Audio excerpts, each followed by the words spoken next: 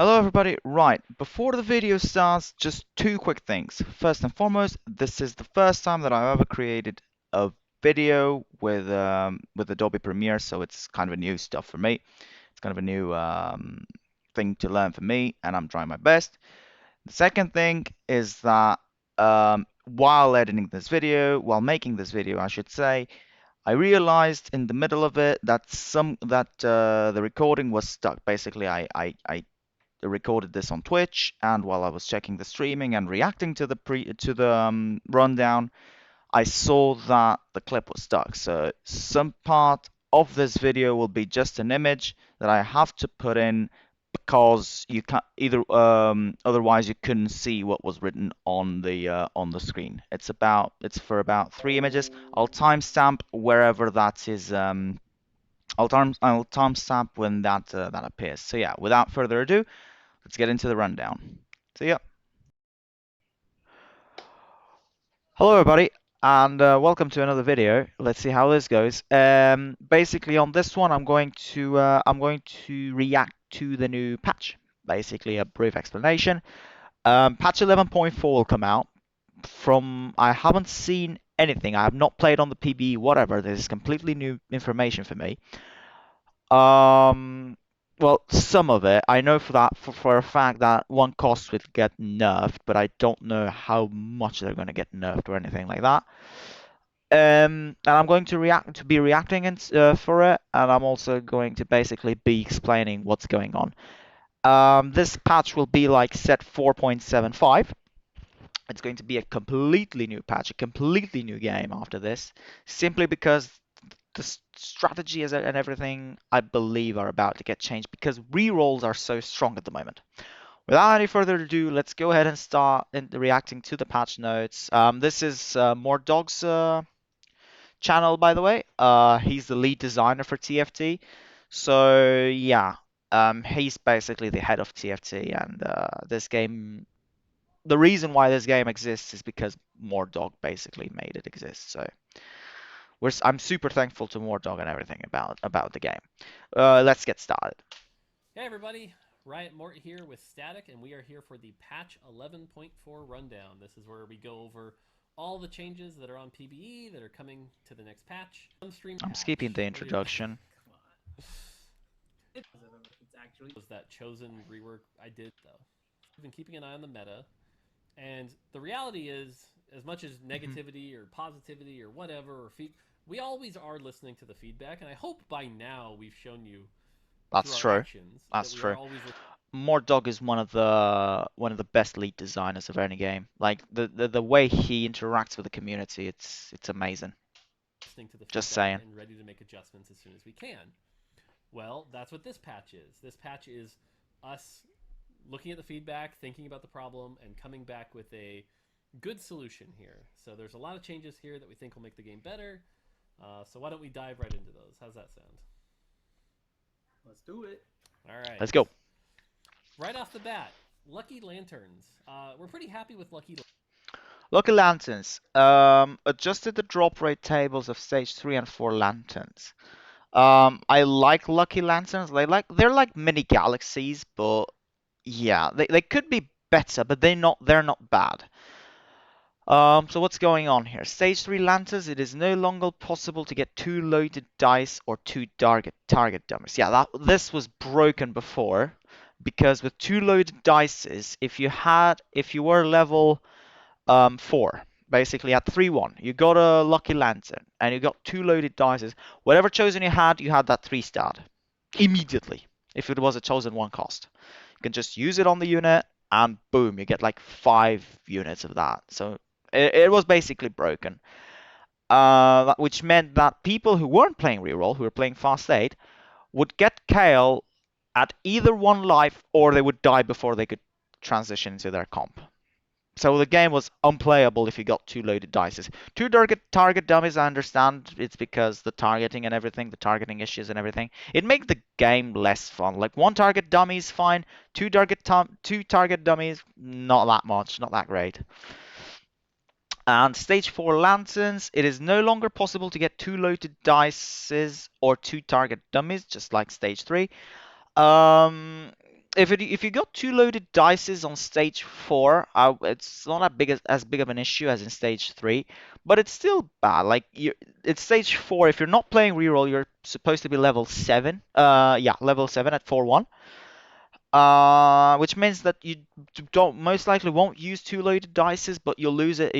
You'll use it at level 8 at stage 5-1 most likely. And target dummies, I just hate the idea of two target dummies, so that's a good change. And it is no longer possible to get 3 item components.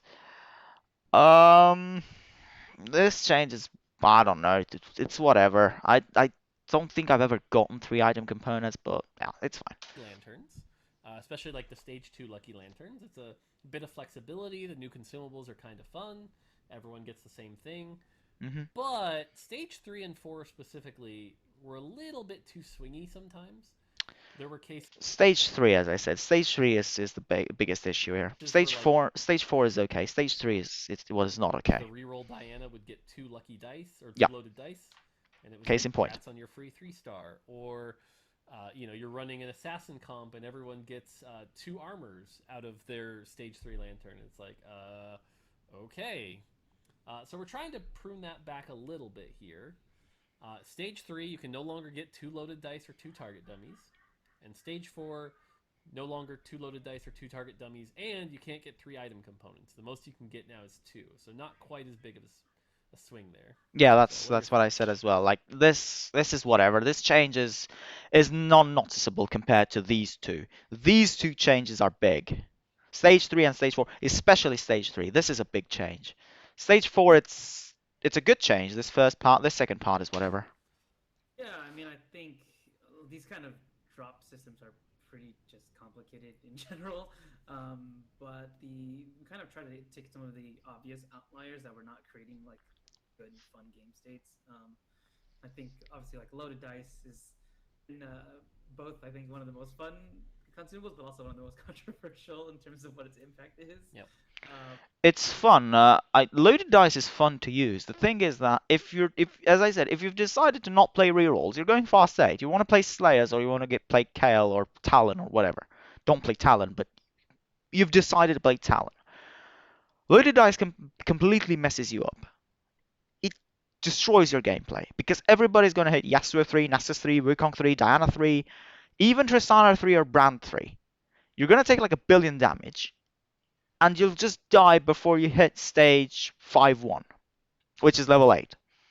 And you'll just lose simply um, because you got two loaded dices and you couldn't even use them, but the others could. and two in a single game is just leading to some really situations that were just a little bit Hmm. too far out there.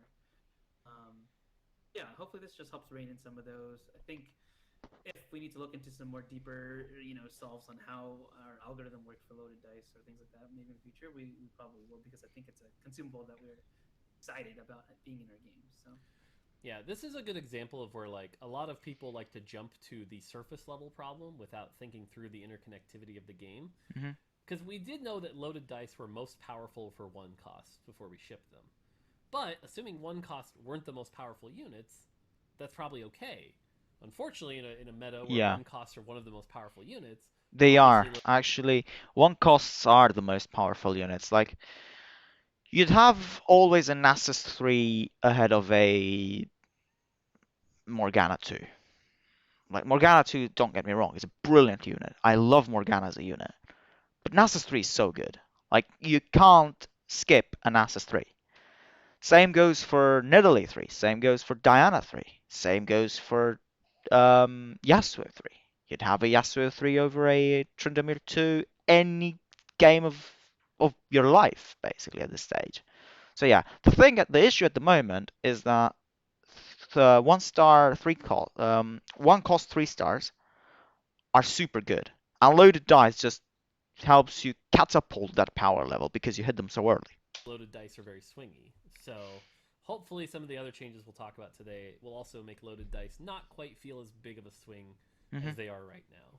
So cool. On to the chosen changes. So the chosen changes Right. Chosen base odds from 33% to 50%. So basically, one every 2 roll, you are supposed to get a chosen now. Rolling levels, level 4 is 80% chosen for 1 costs and 20% for 2 costs. I do not actually. This change seems fine.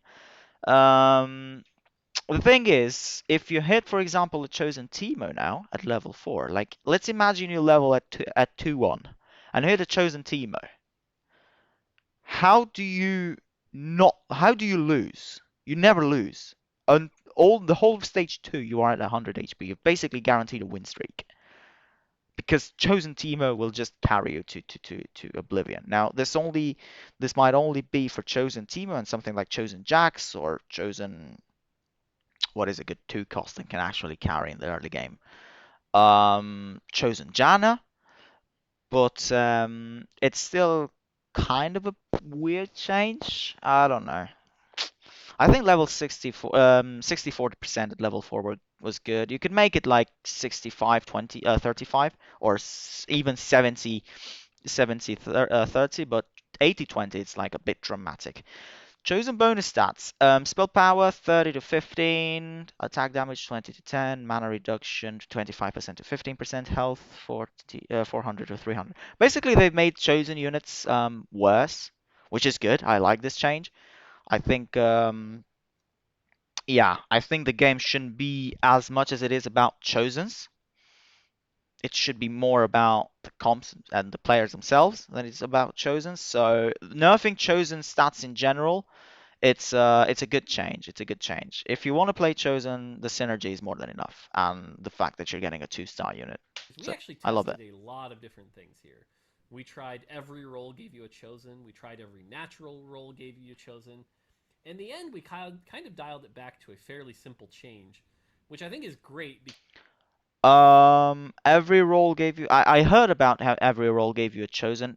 That would have been broken, absurdly broken.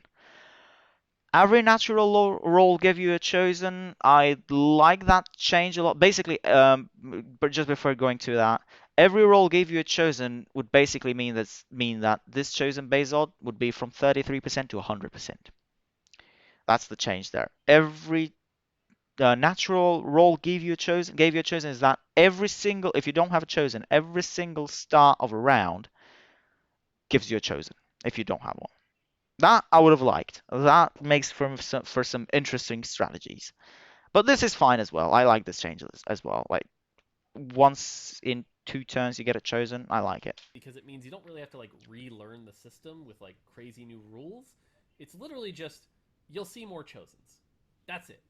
The base odds Yeah. went from 33% to 50%, which So is a it's lot more not chosens. it's not 1 in 3 chosen, 1 in 3 rolls you get a chosen, but it's 1 in 2 rolls you get a chosen. Normally, like it might change. It might get like 2 chosens and then not see 2 chosen for the next 2 turns. But the matter of fact is you have a 50% chance of hitting a chosen. And then that will help with flexibility. Do you have any thoughts about that part? No, but I want to talk a little bit about like the first part I talked about, which is just like the kind of roller coaster we went on. I think, especially because this was done, in our like basically on the PBE. I think a lot of our players weren't used to seeing such like rapid change on such a fundamental Hmm. system. Um, I saw a lot of different feedback of like, oh, this is gonna completely break the game, or this is like, oh my god, I really love this, and oh, I don't know, not sure if this is gonna break the game. Will you tell me if it's gonna? They might basically be implying here that they are looking to add that possibility of every natural shop has a chosen later. I think. Break the game. Um, it's been really interesting to see that happen, and I do think it's actually healthy in a way that we can use our PBE cycles to do something this aggressive. Hmm. Yeah, the chosen odds change. I think baseline upping it. Uh, reason we wanted to do this mainly is just to give players more choice, right? Because this is a system that I think since its inception it's kind of been one that's felt a little restricting. Like, oh, I'm basically gonna get thrown these champions, and I gotta pick the one that's good, hopefully. And if there's no good ones, then I'm doomed to this game, right? So, just Yep. giving you more options to choose from And nerfing should chosens is help also alleviate some of good in that the direction. frustrations. It makes the game less RNG. Now, obviously, the side effect here is that certain chosens become more forcible, and I use quotations there. But from our testing, it's certainly not like super forcible. You have to like still kind of play what you get. But for example, there was a game I tried to force Olaf, and I thought I saw three chosen Acels before I saw an Olaf.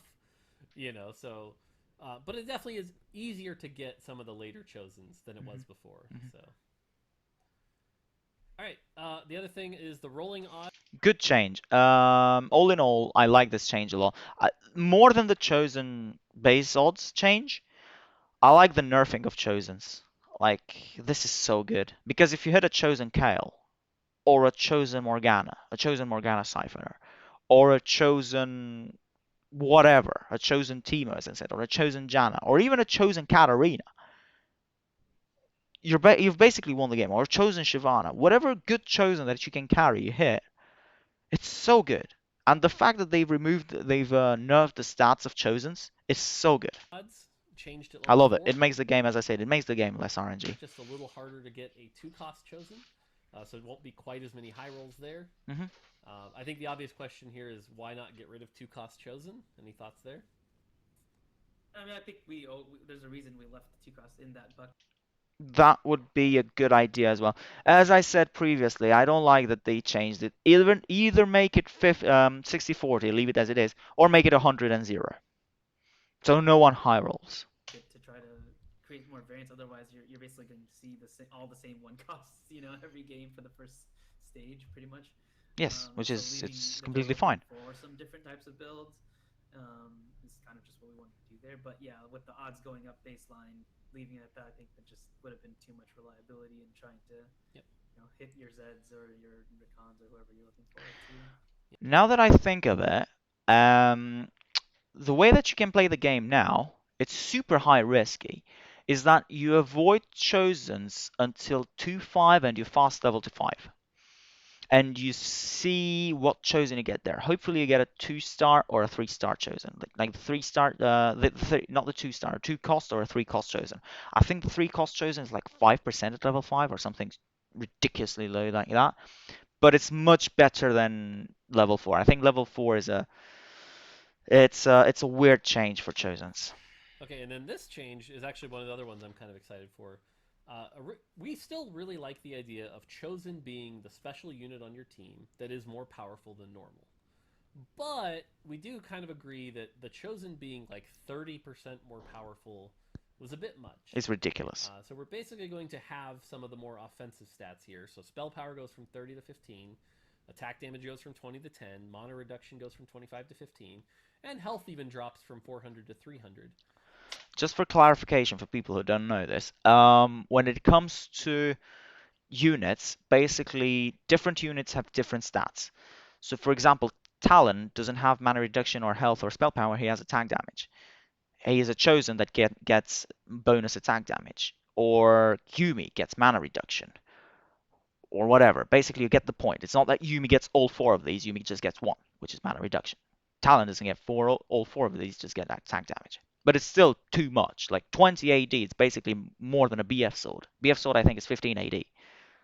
So So yeah, keep in mind they still get the bonus 200 health for being a chosen, plus Aurelion Soul now gets 15% spell power. I'm personally it's excited good. for this just because again the gap on someone like Aurelion Soul was so difficult to balance between that 30% extra spell power and not. Hmm. So this hones that in a bit, and I think we'll end up in a better balanced state, is my personal opinion. Yeah, I mean, I think a funny story a lot of players may or may not know is that the original Chosen basically had like all of these stats simultaneously. Yeah, What when I we said. tested that, it was man. I remember Hecarim was just running over like every game back Oh then. God, It was yeah, crazy. yeah. But yeah, like we've just been tuning this number back and back, and I know a lot of. Especially the high level players that I get feedback from are often saying, "Hey, why don't you just remove all the bonus stats?" And honestly, we don't want to I remove want it that. because it really makes the chosen system feel a lot more special. But hopefully, Why I disagree there is that I love that idea, by the way, to just get rid of this. The reason why it's good and why I don't agree with the fact that it makes it less special is because what makes the chosen special, especially in my opinion, more than the stats, is the fact that you're hitting a two-star version of a unit immediately, and you're getting twice the value of a trait. or of an origin. It's more than enough. That's what chosen should be. That's good for a chosen. The stats are just too much for me, but removing or lowering the bonuses of the stats is good. It's a good start. This is more at a number that feels reasonable instead of them being, significantly more powerful than their non-chosen versions. This is gonna make hopefully the game just a lot more balanceable. Yep. So And just to put it out there one last time, because one of the other most common suggestions we get about the chosen system is why don't you just make them 1 star? I hear that one all the time. No, I During don't. this I testing wouldn't agree pattern, with that. we actually did. We gave it another try because What? we didn't want to stick to old conclusions from 3 or 4 months ago. And so how did that go, J Buck? yeah, it's actually me. I was like, I agree with everybody. Like, we need to go to 1 stars. And by the way, it was a pain just to get it in because the system's actually built in a way that we need that it's for 2 stars in the shop, which is really special. The built we need. During this testing pattern, we actually did. We gave it another try. Testing pattern, do they mean PBE or testing like internally at Riot? Because yeah, there's I don't think I haven't played PBE, but I don't think it was ever in PBE. Like one, I don't know. Because we didn't want to stick to old conclusions from 3 or 4 months ago. And so how did that go, J Buck? yeah, it's actually me. I was like, I agree with everybody. Like, we need to go to 1 stars. And by the way, it was a pain just to get it in because the system's actually built in a way that we need that it's for 2 stars in the shop, which is really special. The it ends up just being that players end up not actually choosing the chosen a lot of the time because they just feel like the power downgrade of their board is just too much. Mhm. So pivoting and changing to a different chosen is just so painful. Just both from a psychological standpoint, but also just from like a game power standpoint. And Mhm. Yeah, yeah, it just ended up that's being that correct. people were even more scared to not use their not buy new chosen. Yeah, if you got a one star chosen, basically, I would skip it. I would just wait for the right chosen. I think that was definitely a no-no after playtesting it. Yeah, especially with the power level of 1 cost already. It's like, well, let's see, I can buy a 1 cost and 2 star it, maybe 3 star it now, or I can risk it all, sell it for a 1 star Olaf. Woo! Yeah, it was very bad. So we did try it, but we're definitely not going to try it again at this point. So, all right. So yeah, all of these chosen changes and lantern changes are good, but without changes to the actual champions, I don't think they would do much by themselves. So let's jump They into the would, but traits let's and see. champions. On the traits side, kind of the high. Rightio. Trade changes. Assassins. So 6 assassins lose 5% crit chance and lose. So 4 assassins lose 5% crit damage and 6 assassins lose 10% crit damage. So that's basically a counter to Diana. This is a direct nerf to Diana. Because sorry about this. Because when you play let's say you play Talon, for example. Talon only gets played with 2 assassins if you're deciding to go Enlightened Talon. So yeah, this is basically a straight a straight nerf to Diana comps and Katarina comps. Well, actually, Katarina not as much because Katarina just goes with Pike, but it's basically for the Diana. Brawlers, 400 to 1,600 8 bonus HP to 400 to 1,400 bonus HP. So 8 brawlers are nerfed, and when it comes to the HP, and when it comes to the AD, 2 brawlers and 4 brawlers stay the same. Um, 6 brawlers lose 20 AD, and 8 brawlers lose 40 AD. Basically, a big nerf to Shyvana. I do agree with it. I think Shyvana, if you get a chosen Shyvana, it's the best chosen you can get in the game at the moment. Like, Kale is good, but Shyvana is much easier to hit, and you are still in a good position to win. You just need a Runans. So for yeah, I think brawlers are the most consistent comp if you see all the comps in the game so far. They're easier to hit than the 4 cost chosens like Asshole, Asshole, sorry, Olaf or Diana, or not Diana, or Kale, or even Zaya, or Morgana or Talon. Basically, these are the 4 cost carries, but they're much more consistent. They can be hit quicker, as I said, and everything. So they're just better. Cultist 9, Supreme Overlord Galio, 20 magic resistance to. It was 20 magic resistance, now it's 60 bonus magic resistance. You never play 9 Cultist, just don't, because your carries are Sivir and Callista, and both those carries need traits. They either need Duelist or Sharpshooter. If you go 9 Galio will still die immediately, he'll still not deal enough damage, Lee Sin can still kick him out. So yeah, and the Giant Slayer just shreds through him, so just don't go 9 Cultist. It's pointless. Divine. 35 to 65 true damage and damage reduction. Now it's 25 to 70 true damage and damage reduction. So they've nerfed 2 Divine by a lot. I do agree with it. I think 2 Divine was pretty strong. They've nerfed a bit 4 Divine. I don't agree with it. I think 4 Divine was in a good spot. It was basically like the old 4 Divine. They've nerfed it for some reason. 6 Divine, they've kept it as it is.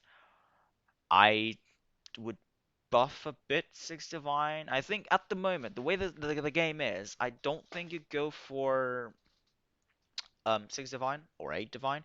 Just go for 2 Divine or 4 Divine at max. This will just get rid of 2 Divine, but you'll still try to play 4 Divine, and you'll never try to play 6 Divine or 8 Divine. Like 5 bonus true damage and damage reduction on 8 Divine is it's good, but it's not that you'll play the comp now. High level of all the traits, I think, was that a lot of the 6 and 9s were just a little too strong. So I think a lot of these are going to get hit. That's where Assassin just gets a light tap at 6 and 4, just to not make it quite as straight. Not all 6 and 9 traits were strong. Assassins, well, actually, it was just brawlers. Assassins was okay. Six assassin Diana was good, but it wasn't anything special. 6 brawlers was completely broken. 6 brawlers was not okay, but yeah. Straightforward all the But 9 cultists was okay. 8 divine was good, was cool. 8 vanguard it's whatever. It's a fun comp. So yeah, it's just assassins. Well, not even assassins. It's just brawlers. time to play 6. And 9 elder is Brawler strong as also well. gets a tap, where at 8 But really is elders all are it not. got touched at. 8 They're is a not little traits. bit 6. They're origins. Because if I remember right, 8 Brawler was really high in the data. Is that correct? Yes. Yeah. Well, I don't know because I don't work at Riot, but I would assume so because 8 brawlers is a very good comp. It's really high for how easy it is to achieve. I think Yes. a lot of the other traits that are like as powerful as it is generally need like 8 brawlers are easy to achieve because Nunu and Maokai synergize well with each other. Set has only one trait, which is boss and brawler. And Shyvana doesn't need anything, and Vi doesn't need anything because Vi is basically a warlord. So what do warlords get? They get fucking health points. What does brawler give you? Health points. It's the same thing. So who cares about spell power? She's just a synergy bot. Um. So yeah, basically, and you just needed one elder spat, and boom, you were good to go. Because you had 2 elders with Nunu and Maokai, which was a good thing.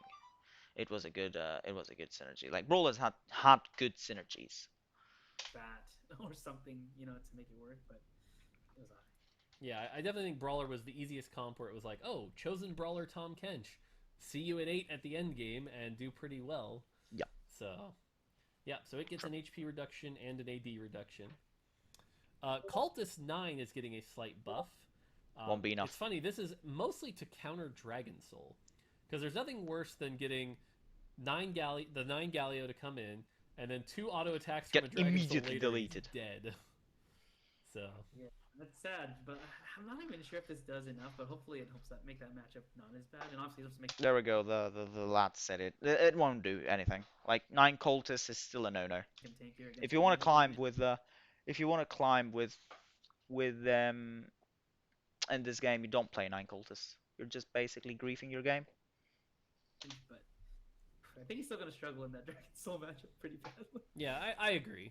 I've been saying it for a while now. Cultist 9 is something you play if you high roll it early, but by level stage 6, you got to get out of it. You got to get into 6 cultists with some legendaries, Yes. kind of thing.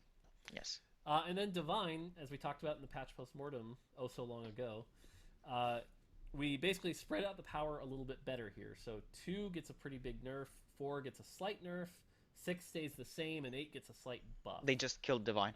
This should make Divine 2 a little less must-have, and Divine 6 and 8 a little more appealing. So I do agree that Divine 2 is obnoxious at the moment, but nobody will go Divine 7 or 8. You want to go Divine 7, sorry, Divine 6 or 8. You want to go Divine 6 or 8? Make Divine 6 65% and Divine 8 80%.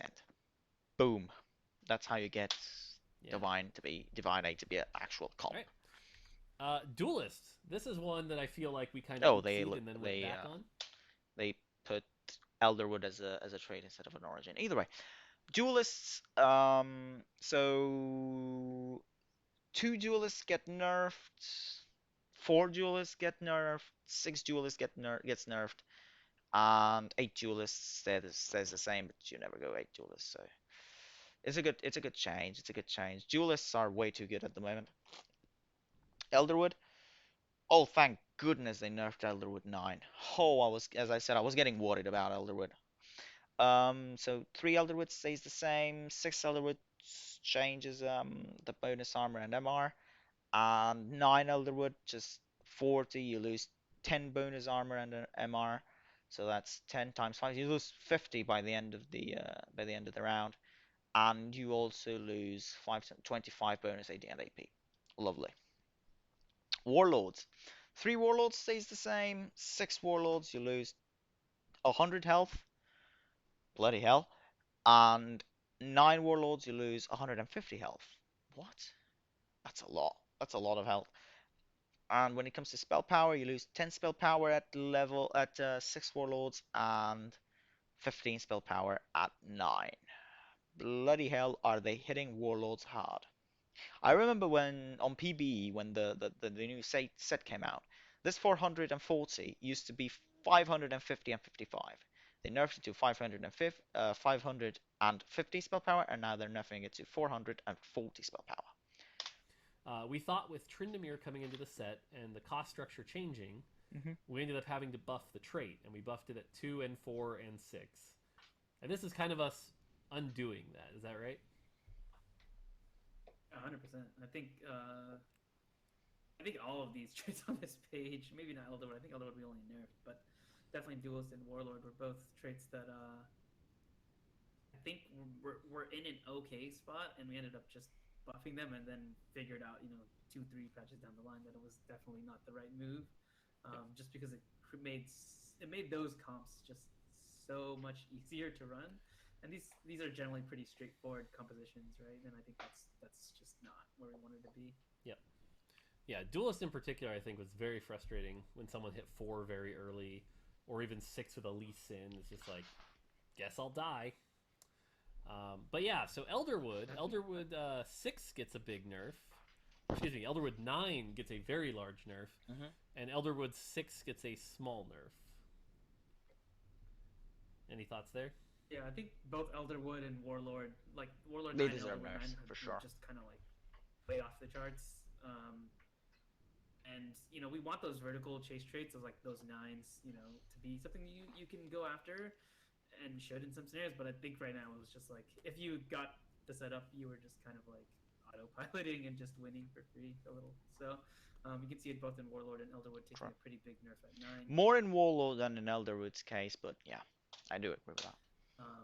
But hopefully Because Elderwood, you're not getting a Maokai and think, right, I'm going to go 9 Elderwood.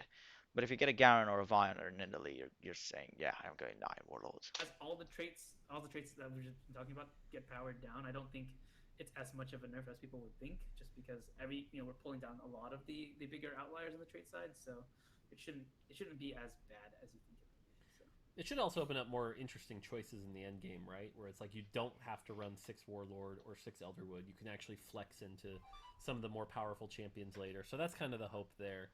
But yeah, these 2 traits in particular with the 9 were really high. And it's kind of been a weird mismatch with the Chosen system a bit here, because it used to be like if you wanted 9 of something in Galaxies, you needed like 2 spatulas, which was really hard to do.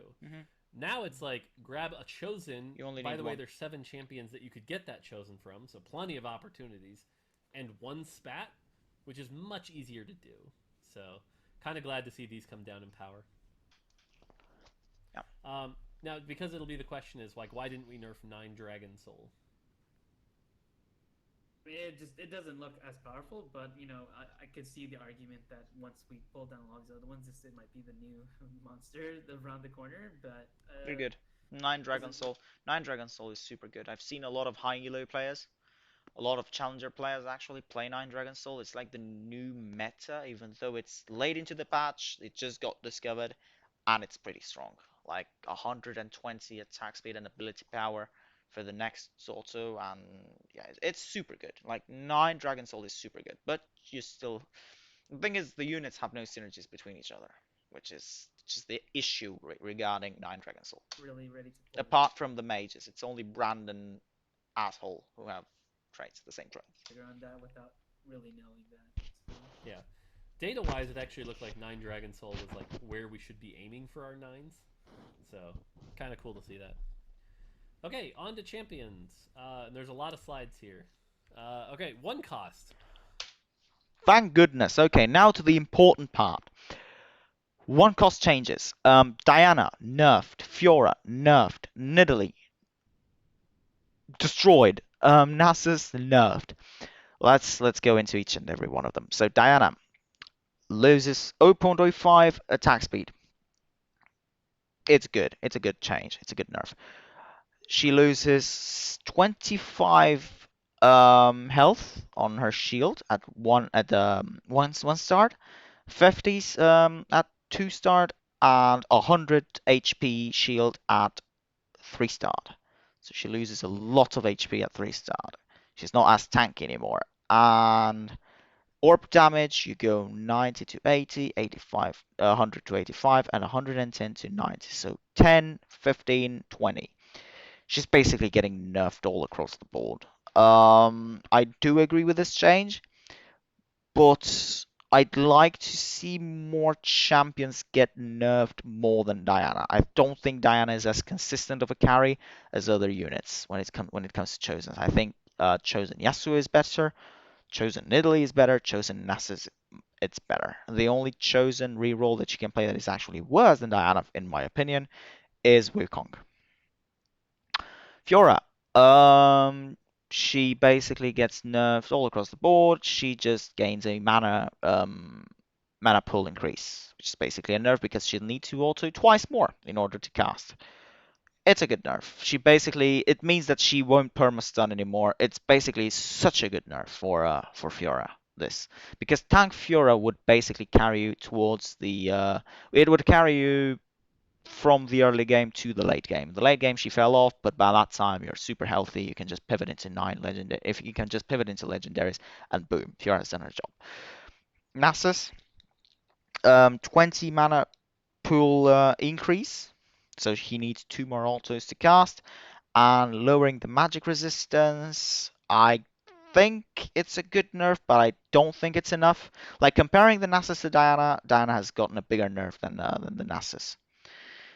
But it's still a good nerf. I just think that this unit needs to be nerfed even more. But pairing with the fact that Divine also got nerfed, maybe it's enough, maybe it's good, but we'll see. The unit itself hasn't gotten that nerfed. Considering the fact that Divine got nerfed, maybe it's good. And the same goes for Diana. Diana just got obliterated here because she got nerfed, Assassin got nerfed, Spirit got kind of nerfed. Nidalee, 225, 300, 600 spell damage to 100, 150. What? 200. Holy shit! Well, we know for sure Riot are sick and tired of Nidalee. 125 spell damage lost at level 1, 150 at level 2, 350 at level 3. What? 20% to 80% bonus damage per. That's nothing. That's not enough. Holy shit. So how this is calculated is basically for the Nidalee to deal the same amount of damage as previously, the units have to be where the front line of your opponent is. Almost. Kind of. What the fuck? Holy shit, they demolished her. Wow. Right. This is nothing. This is literally nothing because you'll never snipe the Kale. Like the good thing with Nidalee was that she killed the frontline super fast. This removes that. Holy shit, they nerfed that they destroyed the unit. And also they destroyed Warlords as well. Wow, I guess they just got sick of Nidalee rerolls. This unit will be unplayable now. I'm just gonna I like it. I hate the fact that I loved Nidalee reroll so much, but it became obnoxious. Yes, this is a Nova nerf. Like if you remember the Talon nerfs previously, when Talon became unplayable, this is the same boat. Like they just got tired of Nidalee and just said, look, screw it, just nerf Nidalee to the ground. We don't want to see the unit anymore. Boom, 350 less spell damage. You never go Nidalee 3 now. Just like you never go Elise 3. go real quick here. Diana, attack speed nerf, shield nerf, orb damage nerf. Fiora, 20 mana nerf. Nasus, That's a lot. 20 mana nerf. 10 magic Good. resist nerf. Let's save Nidalee for a second. But those first three kind of show just a general. Let's save Nidalee for a second. They know they gutted Nidalee. They know Nidalee is unplayable now. Hey, those one cost carries that were carrying you all the way to the end game, kind of getting hit pretty hard here. And that's on top of some of their traits, right? Like Fiora got hit by Duelist and this. Nasus got hit by this and Divine. So Diana got hit across the board. just like one cost 3 stars on. Oh, sorry. When it comes to Diana, Spirit nerf was previous patch on 11.3, not 11.4. My bad. Is that kind of what we're thinking? Yeah, I mean, this when we finally reviewed the data like really deeply, and I think you guys can thank Mort for this. It's like we saw how big of a delta there was between one cost 3 star power and the rest of the field, and it was surprising because I wasn't really sure where that happened along the road because we never did a patch where we were like, let's buff all the one costs up. But just looking at it and playing the game, it just was obvious that the one costs were just running the table too much, given how easy they are to obviously hit in the early game. Just didn't make a lot of sense. I know when that happened. That happened when Riot removed set 4 because Ash could destroy Nidalee and Duelist. Same goes for Jin with Yasuo. Jin could murder Yasuo. He could one shot him.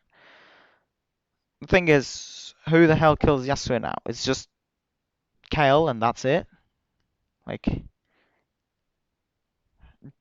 Dusk was so good against Yasuo. Same goes for Elder. Same goes for a lot of stuff, and they removed it. Or Kayn. Like if you played Kayn against Diana, your Diana was screwed. Or Aphelios. Aphelios could just. Why would you play Nidalee when Aphelios existed?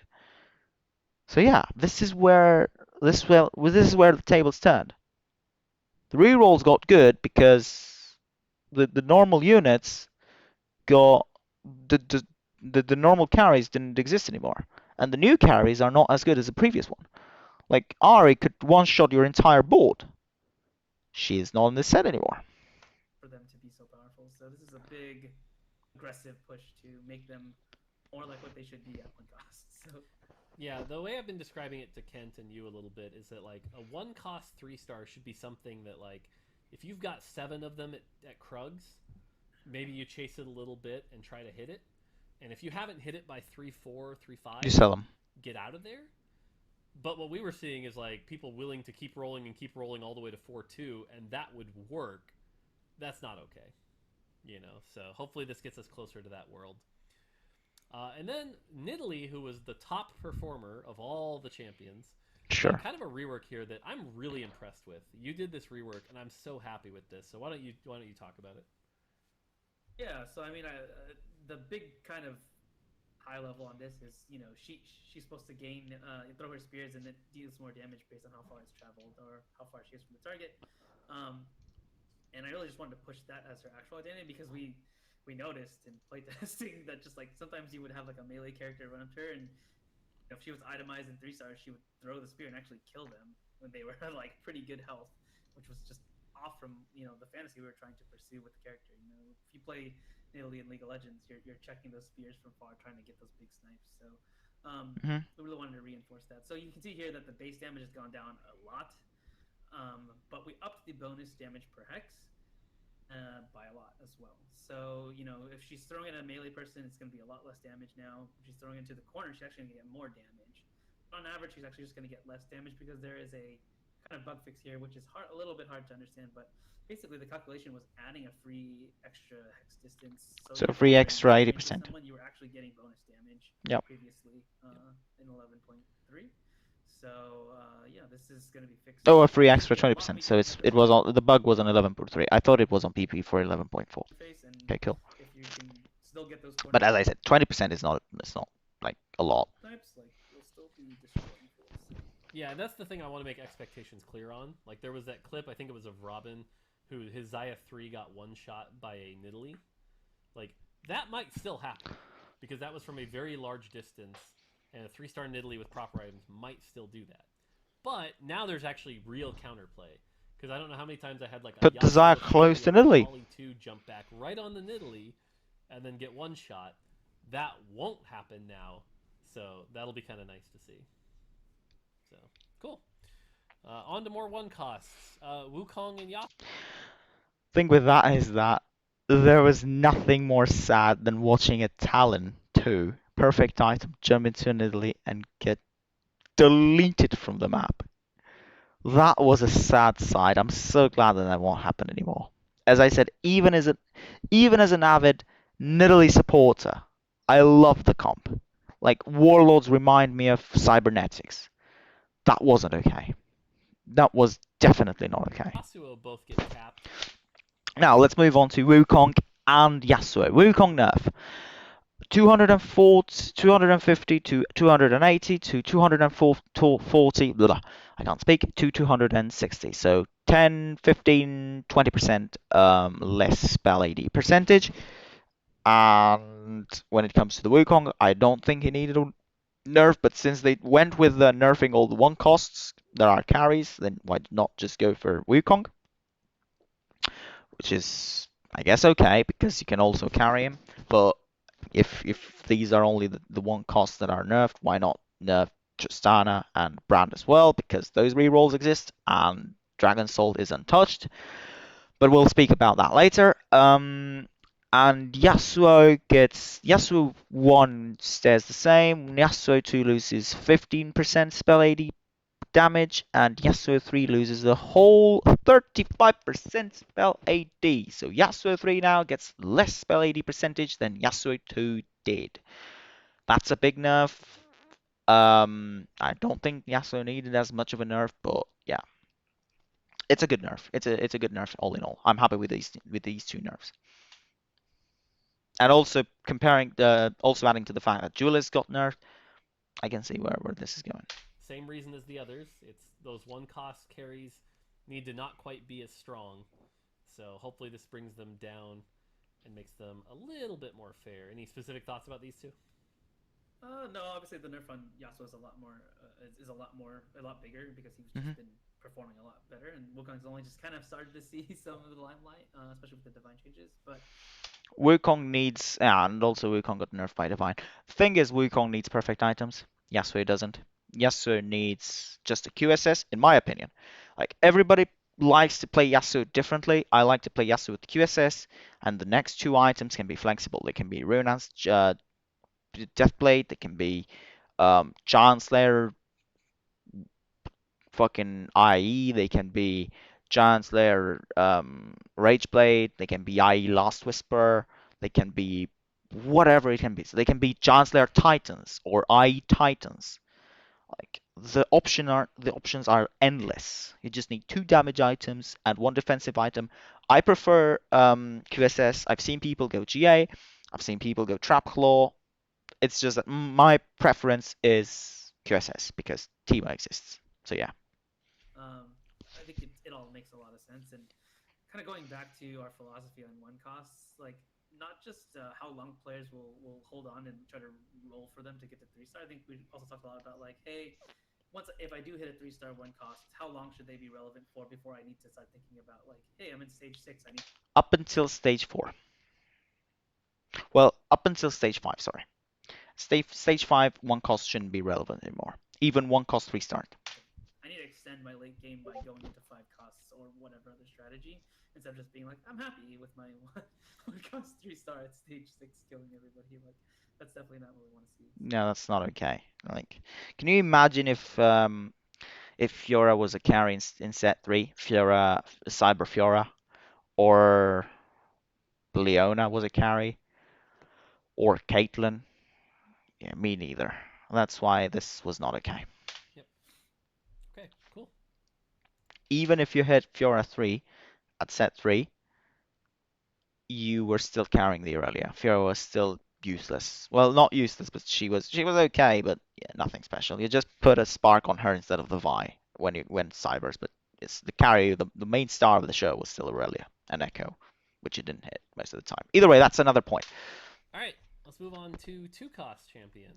Right. So two cost champions. There's only So Braum gets a 0.15 attack speed buff and mana pool reduction. Right, so they're buffing Braum a lot. Nautilus, he gets a 10 armor increase, he gets a 10 magic resistance increase, and he loses the Fabled shield damage reduction. I think this is a good nerf. Well, it's a good rework. I don't think it's a nerf, but yeah. I think Fabled Nautilus is actually a bit strong, to be fair. He's very tanky, but it's a good change. Teemo, highest attack speed into current targets. Huh? Oh, right. So he's basically target spelling the person that he's targeting, the unit that he's targeting. This is good. Basically, Teemo now won't blind your who whatever it's your backline carry, like Jin, for example, if it was stage set 4. But whatever it is that can shoot from the back, it won't carry that anymore. Or your asshole or your Kyle. Those won't get one shot by Teemo 3 anymore.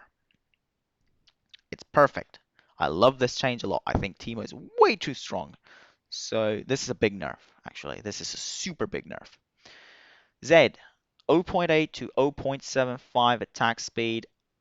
Why they nerf Zed? Zed is not good. Like I don't know why they nerfed Zed, but it's okay. Whatever. a It's few fine. changes here. Let's start with the two underperforming vanguards. Braum and Nautilus both getting some buffs, a little Braum bit is an different buffs. But why don't you underperforming start with Braum Vanguard. and then I we'll don't do think Nautilus? Nautilus is that bad.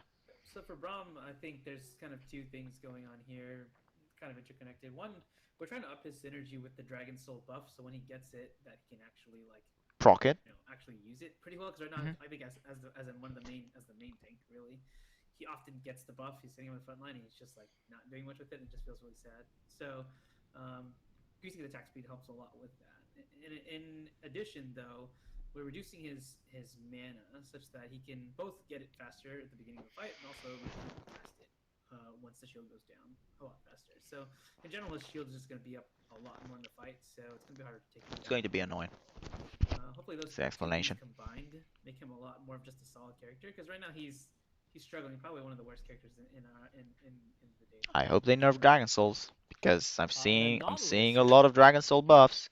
Well, the fact that Dragon Soul didn't get touched and Braum is now getting buffed, and Brand didn't get touched, and Tristana didn't get touched, while every single other one cost was nerfed.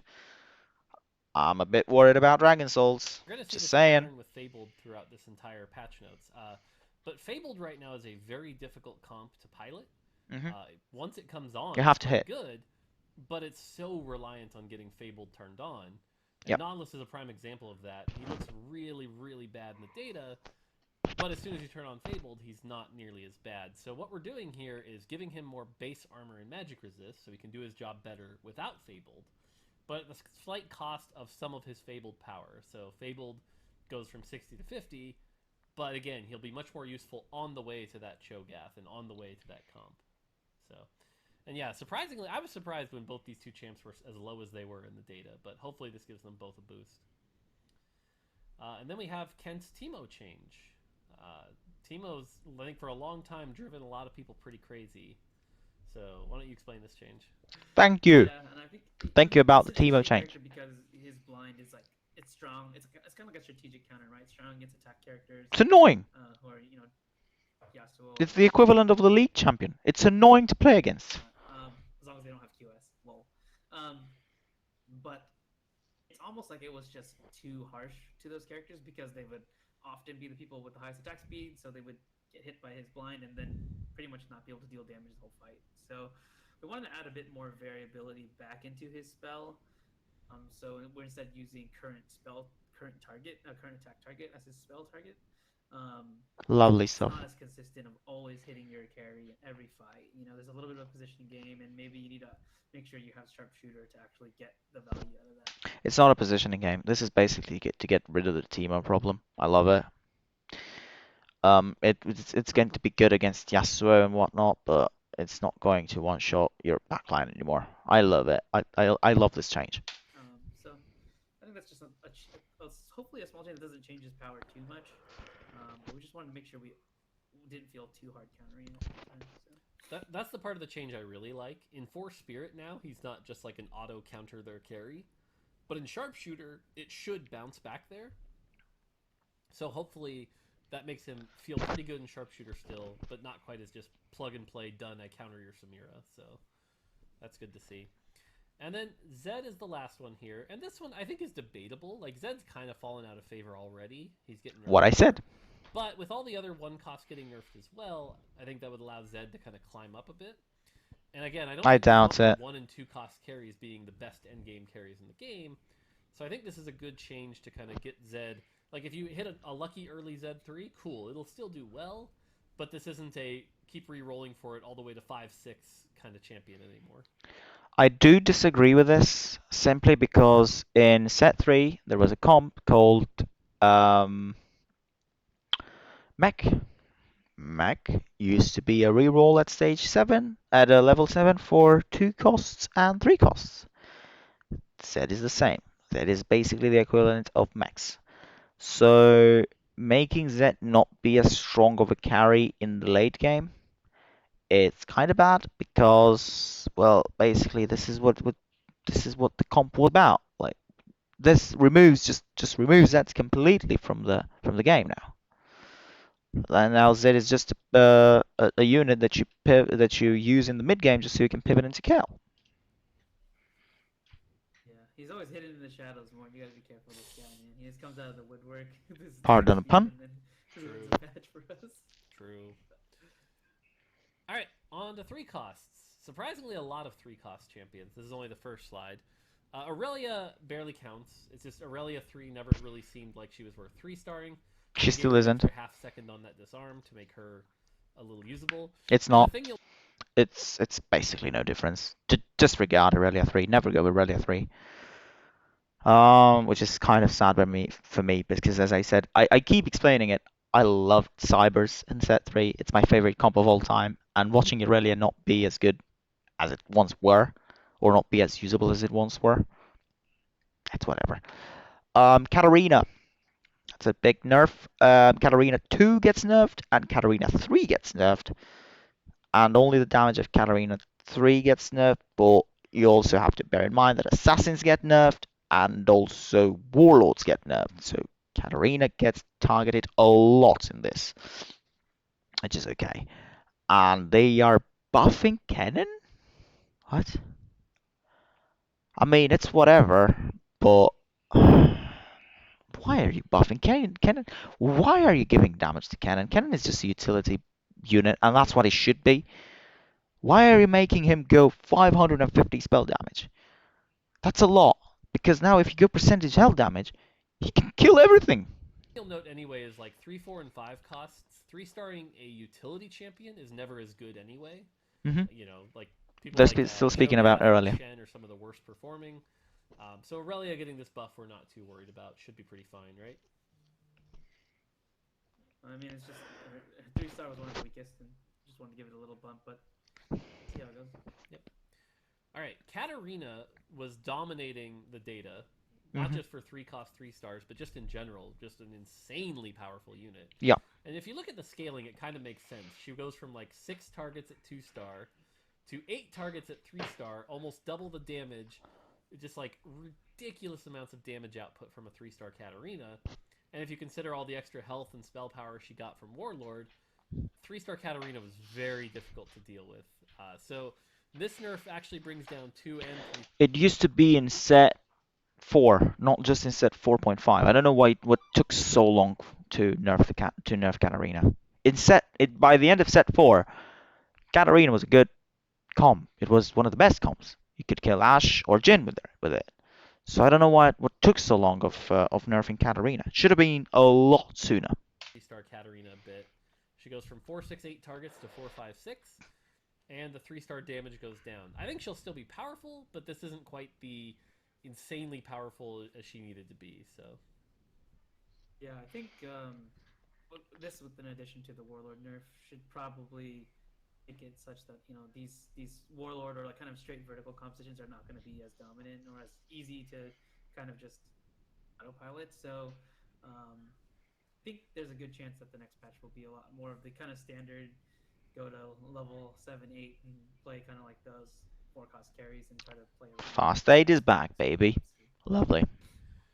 Kennen gets a slight buff at 1 and 2-star.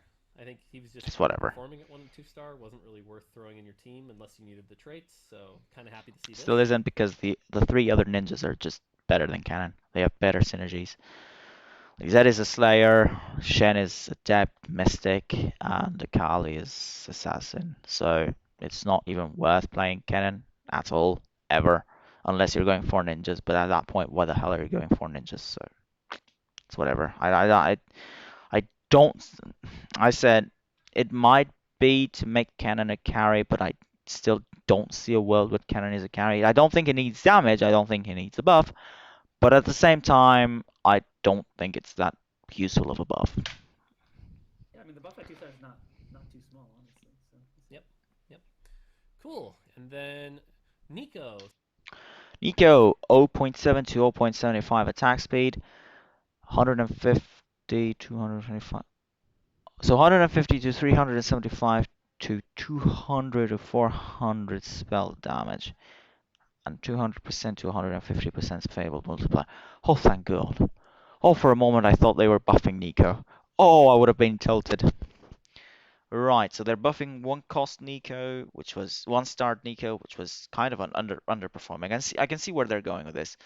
They're buffing 2 star Nico a lot, which is good, and they're nerfing 3-star Nico, which is also good. And they're also nerfing the fabled multiplier. So it's a good change. For a moment I thought they were just buffing Nico, and I would have been so pissed. But it's okay. Nunu, 450 spell damage to 1800 to 450 spell damage to 1500. So 1 star Nunu is the same. 2-star Nunu is actually better. Whatever. 3-star Nunu is a lot worse. Chinese Nunu. If you are going Chinese Nunu, I think it's the best unit you can get 3-star. It's pretty close. It's pretty close, but it's certainly up there. But thing is, getting up there, it's super hard, and he needs perfect items. Like he needs Bramble, Gunblade, and Dragon's Claw, and he's basically unkillable. But if you get there, yeah, to get there it's just pain. You never go for it unless you super high roll. You might go for Nunu 3. But the thing is, Elders get nerfed, and so do Brawlers. And yeah, this, I don't know. It's basically to make Nunu not feel the nerf as much as he did previously, but it's okay. It's okay. Shyvana, now this I want nerfed. She loses 50 HP, she loses 20 MR, and she loses 25 burn damage at 1-star, 50 burn damage at 2-star, and 100 burn damage at 3-star. Lovely stuff. She needs it to be toned down a bit, considering also the fact that Brawlers get nerfed. This is a good nerf. This is basically Shyvana's, as I said previously, she was the most consistent comp in the game. If you got a chosen brawler, boom, you're going Shyvana. Just go for the Runans, go for the Hodge. But if you're not getting a Hodge, it's okay. You just need Runans, and you've guaranteed yourself a top 4. So yeah, she needed to get nerfed, and I'm happy with this nerf. So Nico, very similar I think she needed a bit more nerfs. Maybe it's some 10 armor nerf or something like that. But this is good. This is a good start at the moment. She didn't get gutted like Nidalee did, but she's still nerfed to a good amount. to Nautilus as we talked about, is basically getting a lot of buffs to her base state. More attack speed, more damage at all levels. Except 3-star. 3-star she was already doing just fine. Hmm. But Nico kind of felt like this champ that you literally only took Had to if you were three playing star. Fabled, and Hmm. you passed all Hmm. the other Hmm. times. Hmm. Hopefully this should make her more appealing. And then the trade-off here is that her Fabled multiplier goes down a bit. I don't think she should. I don't think she's more appealing now, just simply because of the fact that the other mystics are Janna, Neek, Yumi, Shen, and Zillion. So even with this change, I don't think. And if you're playing those mystics, you don't need damage. Mystic is a synergy that you're basically carrying something else, and you're playing mystics. So that won't change a lot regarding this. I doubt it, but it's a good change, I think. Like basically they're reworking, they're making it better for if you're wanting to play Nico, so you don't lose as much HP as previously. But it's okay, it's okay. It's whatever change. So baseline Nico better, Fabled Nico a Worse. little worse, if not Hmm. equal. So should make Nico a better character overall. Hmm. Yeah, I think in addition to Nautilus as well, I think we might have to go a little bit further with both of these characters on making them a little bit less reliant on Fabled, even after these changes. But this is a step in that direction, and maybe it's right, and we'll hopefully see how that plays out. Yep. Nunu is one that, to be honest, I kind of wish I'd caught earlier. Yeah, it's a Chinese Nunu. Yep. Yep, Uh, that's what I said I as didn't well. realize how big the gap was in his damage between 2-star and 3-star. There's almost 3x, which we usually don't do for a 3 cost. So, looking at that and looking at the data, it was like, well, we can use this opportunity to buff Nunu 2 a little bit, But nerf Nunu 3, but also nerf Nunu 3 a bit. which Because is a Nunu good move. 3 with good items is actually one of the best win conditions in the game right now. It's just hard to pull off. That's yeah, basically what I said. I haven't seen this video, I swear. It's just from experience and from playing the game and from watching other streamers. It's what happens. So And the good thing with Mort, I'm just saying this out of the blue. The good thing with Mort is that he's a high elo player. Mort is actually a very good player on the game, so he knows what he's talking about, and that's how we basically that's how everybody just agrees with him when it comes to high elo gameplay because he knows his stuff. He knows his apart from the data, he knows how to play the game, and he knows how high elo players view the game. He might not agree with some of the points, but he knows everything regarding how the game is played in the high elo, which is good. I respect that. I respect Mort a lot, as I said previously. kind of want to bring that down because again, we're trying to bring down the costs of some of these, higher end 3-star comps. But hopefully, this should make Nunu much more exciting in the mid game. So should be a win here. It won't, but whatever. It's good Okay. for the And Chinese then Ludo. Shyvana, who I think was clear in a way the best early 3 cost you could get, considering she had 80 built-in magic resist, was kind of insane. And a ton of Ridiculous. HP, which was then also multiplied by her brawler trait, And the which brawler then AD did a damage. ton of Like extra burn ridiculous. damage. Which, by the way, Hurricane multiply. Like she was just a little too good for a 3 cost. So we're bringing down her HP. She was better than Talon. I'll keep mentioning Talon because that unit is so underpowered. She was better than Talon. To get a Shyvana 3 star, you need um 27 gold. To get a Talon 3 star, you need 45 gold. I think. No, it's 4 times 9. It's 36. So it's 20. It's 9 more gold. And Shyvana 3 star still beats Talon 3 star. Unless Talon has Giant Slayer. It's just insane. Her magic resist and her burn damage. I It think she'll should be still be allowed. quite good. Just maybe not the win condition at the end game. So Thank you. Yeah, I mean, I think 2 and 3 costs have been kind of the trickiest units to balance for I us. still don't think Just kind Shyvana of is falling in gutted, that but middle yeah. ground of like, As I said, I can't still get don't them think online, Shyvana is so we gutting. have to. They are talking about as if Shyvana is gutted. She's not. She's still playable. She's just not as strong in the late game anymore, Kind of dominates the early game, and you also can't which is fine. really stick with them consistently She's in the not a late game. guaranteed So top 2. they have this really tight window where they're supposed to be relevant, and getting that tuning perfect is really tough. yep, yep, yeah. I think Kindred's got this pretty close, but like Shyvana was just a little over that edge. So Mhm, mhm. cool. All right, on to four cost. For me, Kindred is the best. It's the perfect three cost unit. Like she has a small gap where she's relevant. Then, well, because Kindred isn't it. But then Kindred just falls off, and other units just get the spotlight. But still, Kindred is a very good unit. Which again, there are It's quite a few it or changes they. here. I don't know. It's both of them. Aatrox. The idea The of Wolf and Aatrox Milan being a make carry was Kindred. something new we Whatever. wanted to try for. Four cost changes. Let's go. Aatrox gets a buff. Why oh why? The unit is super strong in itself. Whatever. Asshole gets a nerf at spell damage at 3-star. It's basically irrelevant. But the thing is that Elder got a bit nerfed, so it might also help him as well. Updated spell targeting to be less random, same as Morgana for Cho'Gath. Oh, sorry, I didn't mention Cho'Gath. Cho'Gath, um, 40 to 60 armor. Updated spell targeting to be less random. Same as Morgana. A good change. Cho'Gath is basically the worst 4 cost in the game so far. It's a debate between him and Tryndamere, but I think Cho'Gath is less useful. You just play Cho'Gath if you're playing Fabled um or Brawlers. Is a non-existent unit outside of that. Well, Aatrox is basically super flexible. You just need frontline. You play Aatrox, Sejuani, boom, you're done. You're gone. And the last one, Kale. 100 spell damage, so Kale 1 gets untouched. Kale 2 gets a slight nerf, and Kale 3 gets gets a sizable nerf, but you're not going Kale 3 because most people are. And she also gets the divine nerf as well. Good. Kale is basically the best performing forecast. She's too good for a forecast. Well, she was very good, but considering the fact that everything is getting nerfed, why not just nerf Kale? You're making a new game. I do agree with this nerf. I just hope that Slayers don't become good anymore. As I've said previously as well, be careful of um, Dragon Souls. I'm still not seeing any Dragon Soul nerf, and I'm getting a bit worried. For 4.5.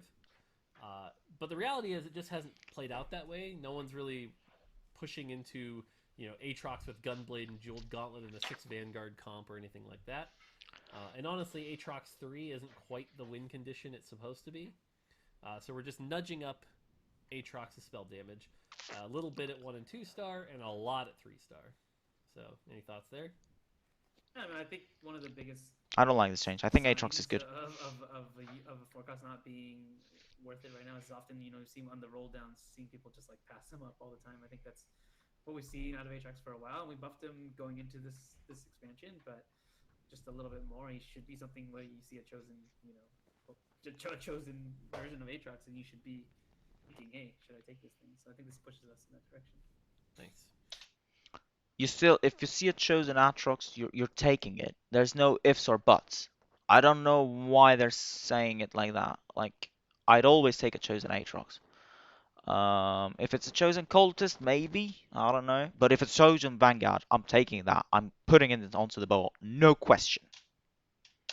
Aurelion Soul, one of the changes we wanted to do for this patch was some of the overperforming 4 cost 3 stars bring down, and the underperforming 4 cost 3 stars bring up. Aurelion Soul was one of the overperforming ones, so he gets a nerf at 3 star from 1750 to 1400. I'd like this to be 475 instead of 500 now that I'm remembering it. But it's whatever. Pretty easy, pretty uneventful most games. 450 would be way too much, but Cho'Gath 475 would be gets good. some more armor. He's one who is just kind of underperforming regardless. Like, he wasn't even that exciting in a brawler comp.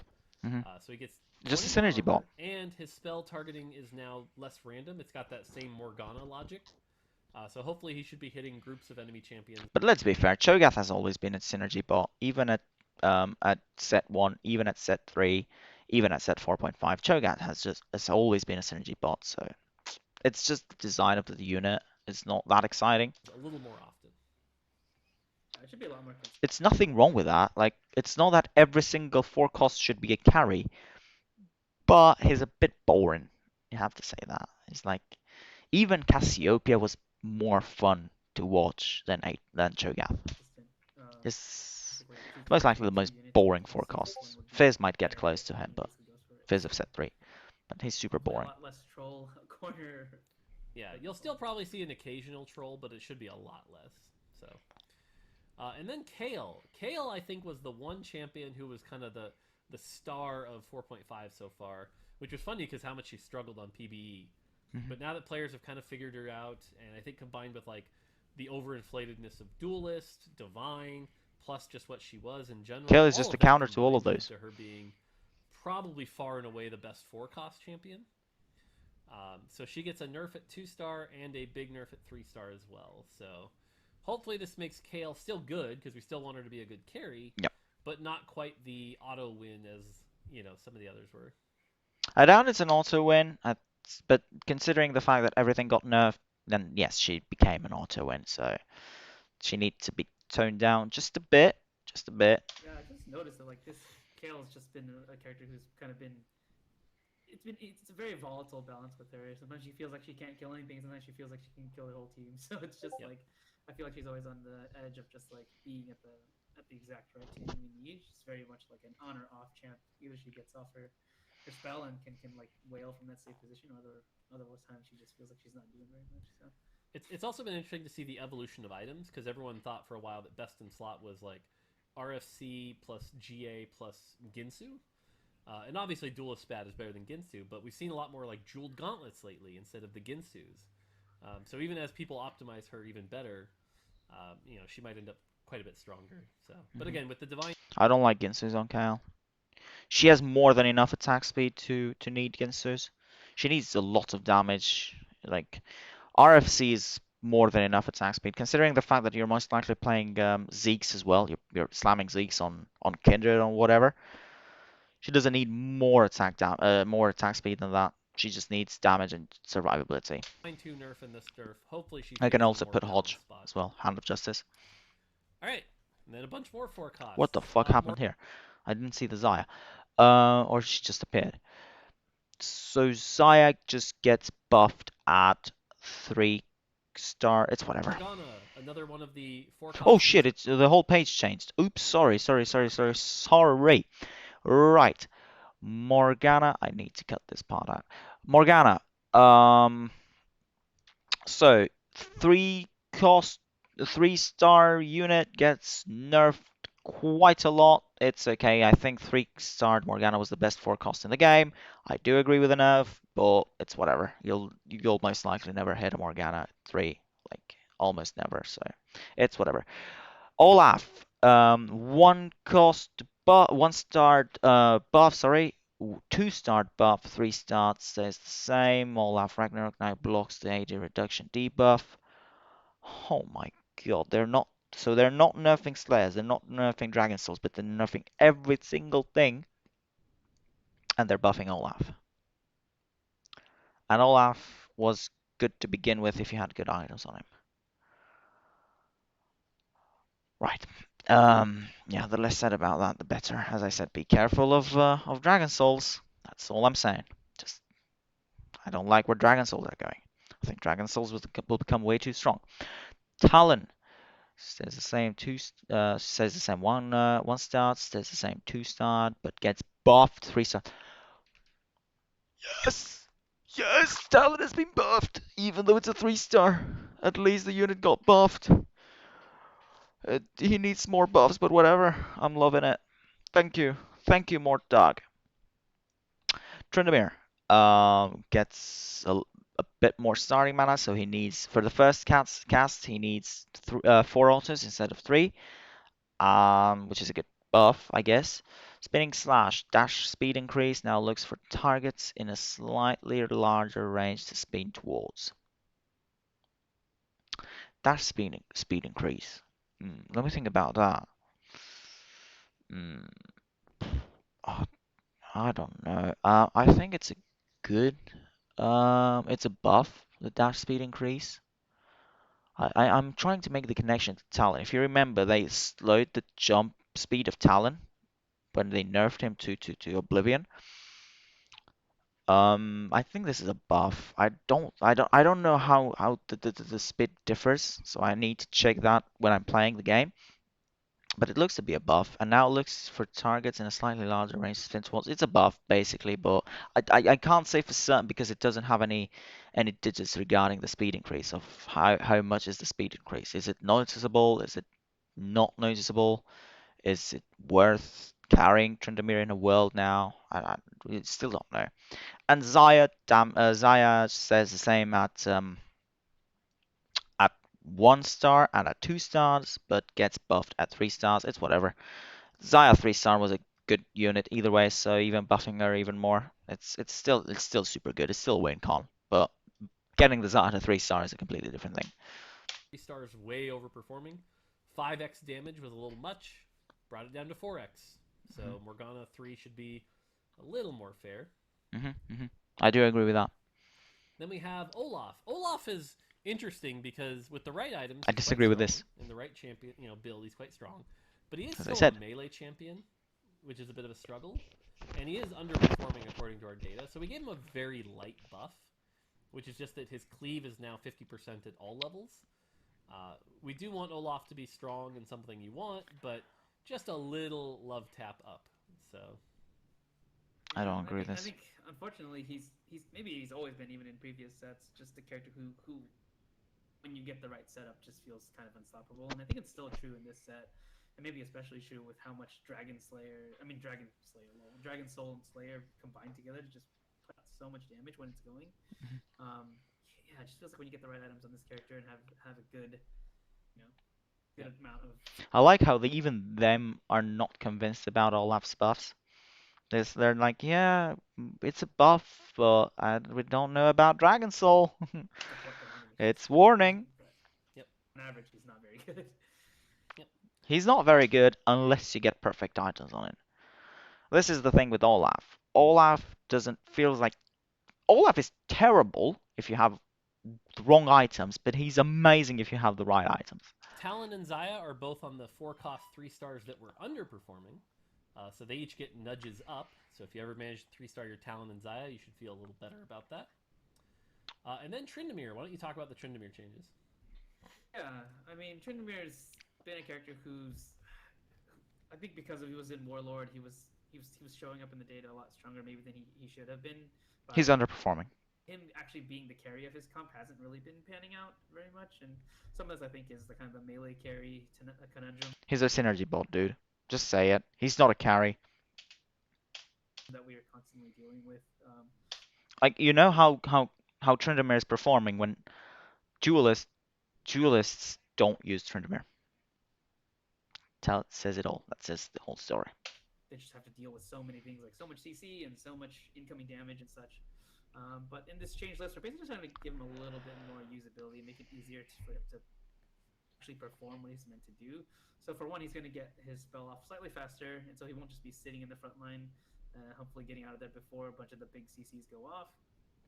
And secondarily, his spinning slash AI has been updated to be a lot more generous. I think if you play him right now, he sometimes just like does really short spins, even though it feels like he should be going to like more priority targets and going farther and hitting more targets. So this should just make him more consistent in finding really good spins and getting to the back line a lot easier.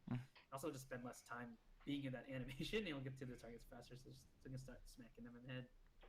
Yeah, I'm really happy to see these changes because Tryndamere definitely felt like he was struggling a bit, but it wasn't Struggling a lot. damage. And so that's why I'm really happy to see Yeah. this direction for these changes. That's also true. Like Tryndamere was having a lot of damage. The thing is, nobody was carrying him, and for good reason, because he had no survivability and he was way too inconsistent. So cool. But yeah, And then 5 costs. I like it. Ornn. Eternal Winter. Eternal Winter is nerfed. Thank you, Mortdog. It's perfect. Mana Zane, that's whatever. So Eternal Winter, 5 hits until frozen to 7 hits until frozen. Thank you. Thank you a billion times. This artifact was broken. Eternal Winter is super broken. Mana Zane, as I said, is whatever. Samira, wow, they're nerfing her by 1 hex when it comes to attack range. Good nerf.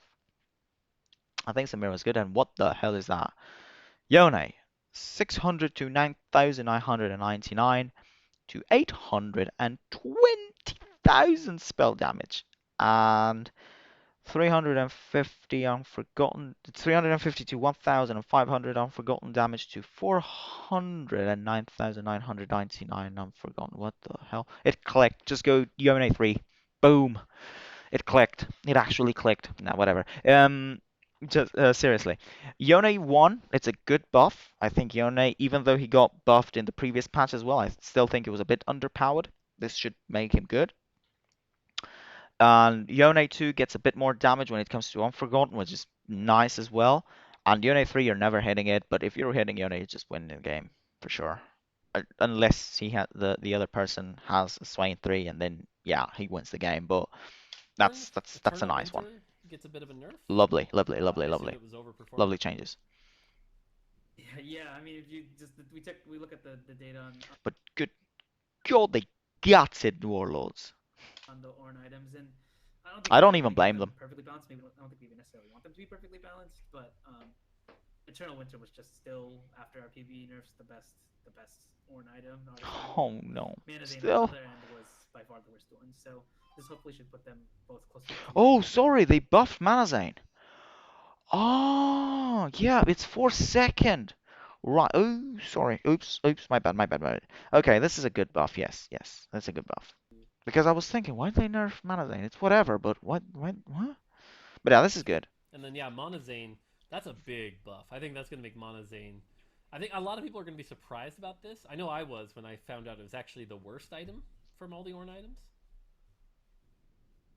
Yeah, it's definitely by a lot. I think it's hard for me to say, but I think at 8 seconds, you just often weren't getting value out of the second cast. I mean, Yeah. these people Sure. these fights at that point in the game where you're getting We're value out of decided. just happening quite fast, and so this should actually make the second cast actually go off in a time that matters, or before your character even dies. So hopefully I think it'll be a pretty big impact, but it was so far below that I think it'll be okay. Sure. Fear the Monazane zillions again.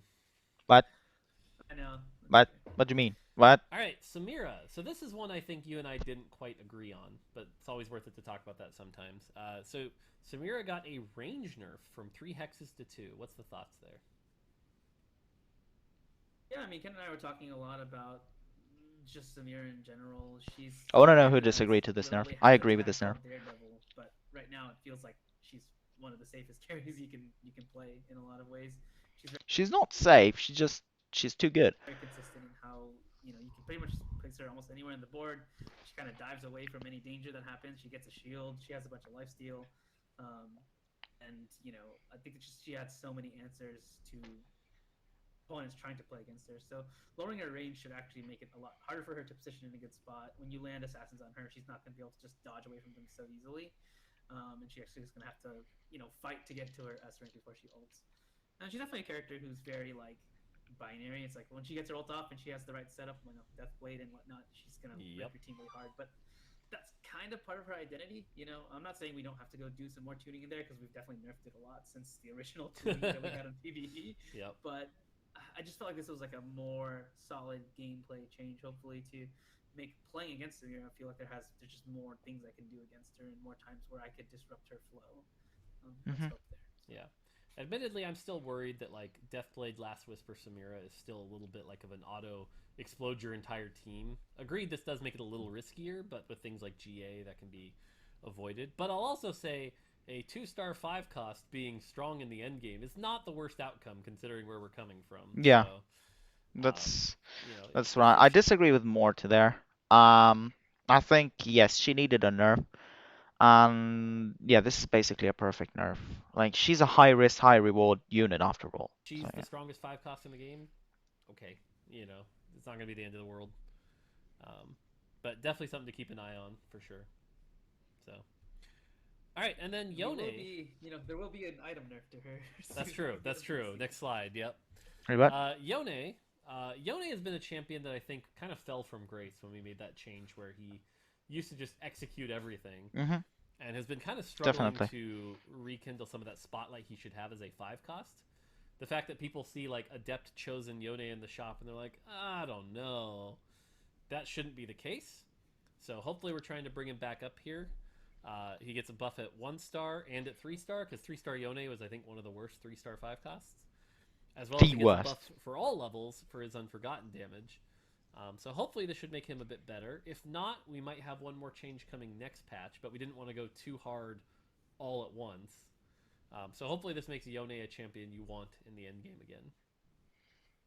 Yeah, I think he's just a character right now that like he in the exact right circumstance with the exact good right items he can do really well. Blue buff, But it's Hextech, just way Bramble. too it's way Those too are the difficult to perfect make him items, work I think. consistently, and so why do that when you can just pick up like Set or Samira and just make Yep. it a lot easier on yourself.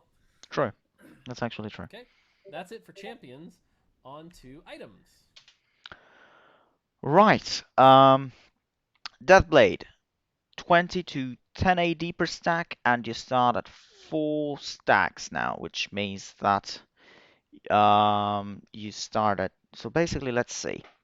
So you start at 40 stacks, so you get um,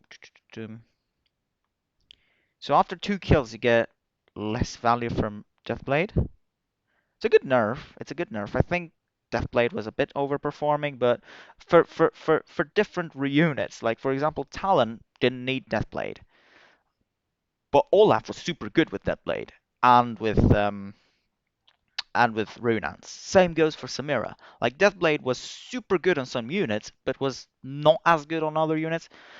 Now it's just for the units that didn't need Deathblade, it's still not as good. It still won't make a difference to them. But for the units which was brilliant, like Samira and Olaf, especially, maybe Tryndamere, I don't think so, but maybe Tryndamere, it's not that good for those units anymore, which is good. It's a good change.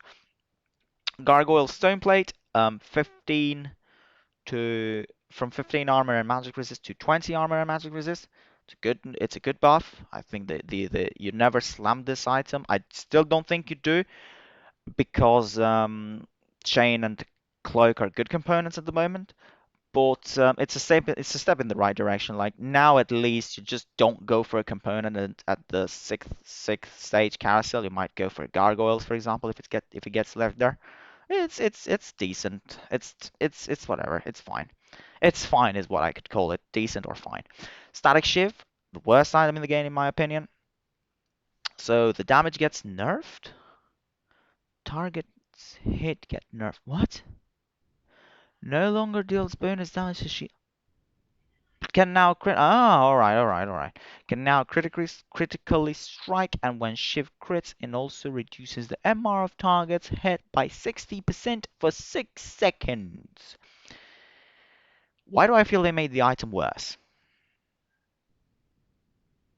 They lowered the damage, they lowered the target's hit, they no longer deal bonus damage to shields, which was the whole point of the item, and you still didn't slam it because Tyr and Bow were just so good that you never slammed Shiv. And whatever. Sunfire, 2 to 2.5 second burn cadence. So it got buffed. I think. I don't know. I have to hear from them. I don't know about Sunfire. I don't know what burn cadence is. I need to hear to them. I need to listen to them.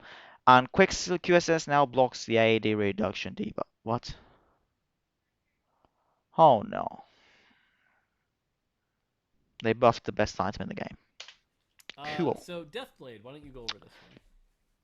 Yeah, I mean, Deathblade is just it's a cool item from a thematic standpoint, you know, like snowballing in a fight and getting more and more powerful. But we've just found that, you know, across especially the last set, like with Warwick and Samira now and Olaf, like these characters use this item very well, and the rest of the cast doesn't really use it very well at all. It's actually performs quite badly on average, even though it has Mhm. these really Mhm. amazing high cases with these specific champions. Mhm. And so this change, we're trying to just normalize that a little bit and bring in the kind of floor and ceiling of the item. So in general, you're just not going to get as much AD as you were able to previously when you're starting to snowball, but you're going to start with a little bit more AD than you used to. So even if you're not getting kills, at least the item's still doing more work for you.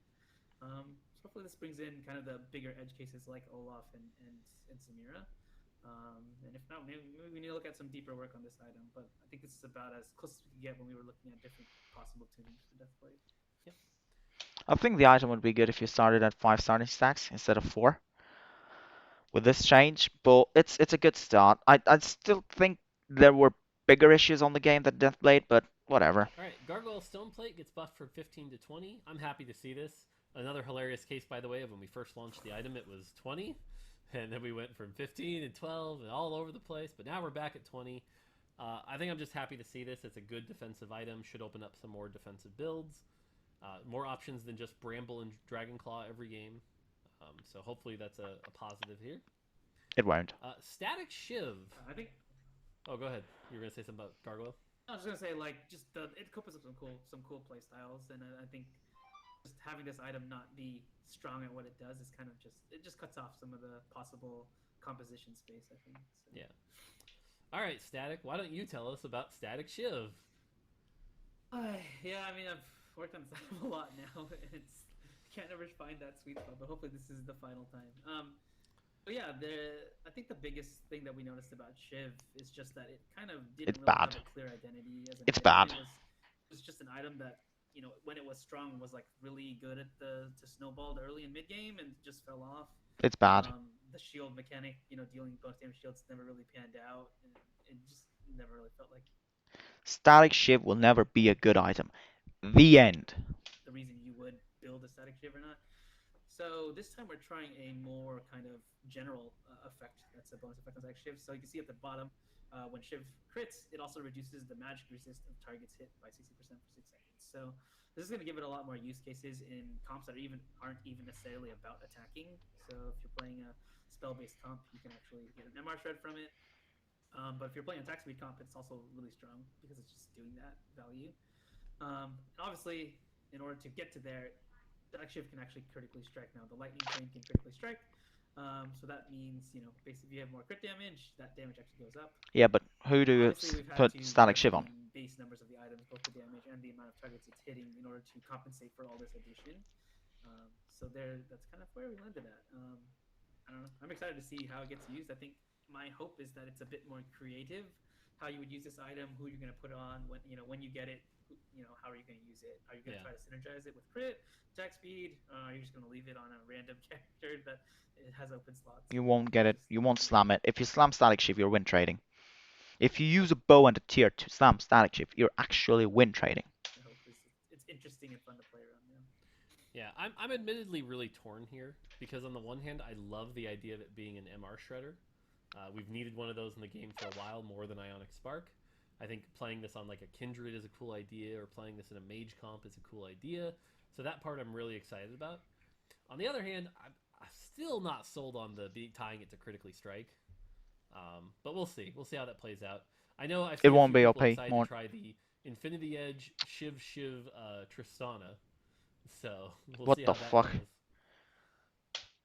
I Shiv Shiv that doesn't work. Yeah, I'm not sure if it's double shiv though anymore, but let's see. That's interesting. We'll see. True. Okay, and then Sunfire gets a very slight nerf. It's It a was nerf. just All a right, all little right, right, too right. good in the early game. Good. I thought it was a buff. Yeah. So now instead of burning somebody every 2 seconds, it'll burn somebody every 2.5 seconds. So it just slows the I cadence understand. down a bit. Okay, it's good. It's good. We also want this item to be a little, Morello actually be in the running compared to this item. So hopefully this brings it down just a little bit, that this isn't just the auto slam it always. Thing with Morello. Now that he mentioned Morello, Morello's situation. Morello is good on what units? Tristana, because she just if she has sharpshooter and you're slamming Morello, she's like the old red buff because she's a blaster, and Morgana. Maybe Yone. Super debatable. Then it's not best in class on asshole, but you can play him there. You can play it there. And Swain just has built-in Morellos either way, and you're not putting it on Nasus. So the window for Morellos, the units who actually use Morellos, they aren't that much. While the units who use Sunfire, it's basically every single frontliner of the game. So I doubt that Morellos will get better because Sunfire got nerfed. But yeah, the thing with Morello is that it's still super good on Morgana. It's still super good on, well, it's good on Tristana, not super good, but it's good on Tristana, and that's about it. And decent on Yone. And for everybody else, it's yeah, it's just meh or As terrible. is. It's either meh or terrible. Yeah, Sunfire is just by and far away the strongest item for the first like 2 or 3 stages. So Yep. we can just looking to tone it down a little bit. Yep. And then Quicksilver gets a massive change, and by massive I mean incredibly tiny. I don't think it's the strongest. Well, it's one of the strongest, but I don't think it's as bad as they make it out to be when it comes to Sunfire. But it's a strong item. For the early game, it's a strong item, but it falls off. This is a good thing about Sunfire. I think Sunfire is relatively balanced because it falls off super hard as well. You have to remember that. It's Sunfire at all stages of the game. It's better than a Spark, let's call it, but it's still not broken. This change is good. Where it just properly blocks the AD reduction This debuff change is not good. So, sweet. Cool. And then the last slide is a bunch of bug fixes. So I'm just going to read these really quick here. I won't Fixed even a comment bug on where these. basic attack critical strikes triggered by the Executioner trait did not add stacks to Titan's Resolve, in case you're ever running Titan's Resolve Executioners. Mm-hmm. Fixed a bug where combined Orns don't give you the proper amount of progress. This one was surprising, actually. I think it was Nature's that was helping me realize that, like, actually right now it's random which one it picks. Let's say you have an Orn with 2 charges and an Orn with 1 charge. Mm-hmm. It's random which one you get. Originally, I thought the designer intent was it takes the highest, but actually, Giovanni's intent was that it takes the combination. So if you have an Orn with 2 charges and an Orn with 1 charges, you buy it. Now it has 3 charges and will make an item. It can never make more than 2 items, so you can't have like a 3 charge Orn and a 3 charge Orn, combine them, make 2 items. That doesn't work. But it will No, now that's take shitty. the combination of their stacks, so that's good. Fixed a bug where if your bench is full and you make a 3-star Chosen by buying the Chosen from the shop, that Chosen doesn't get the Chosen benefits. It was a very rare bug. What the but a fuck few is people this? reported it. That's gone. I don't have a Fixed a clue. bug where Olaf could be I've kicked never heard of this bug, but that looks ridiculous. off the board by Lee Sin while Ragnarok was active. No, that would be so troll. Nice to see. I yelled about that every day. Yeah. It made Lee Sin very good. Fixed a bug where the boss did not trigger its true damage buff if Set was healed to full by other sources, like Anima Visage. This is very nice to see, and this nice buff to Set. Mm-hmm.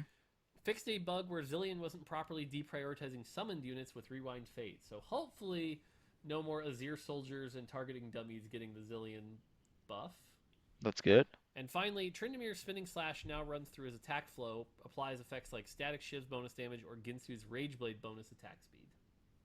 So, It might be a little confusing, by the way. Just like it actually only triggers it once. It's not like it's gonna trigger on every person he hits.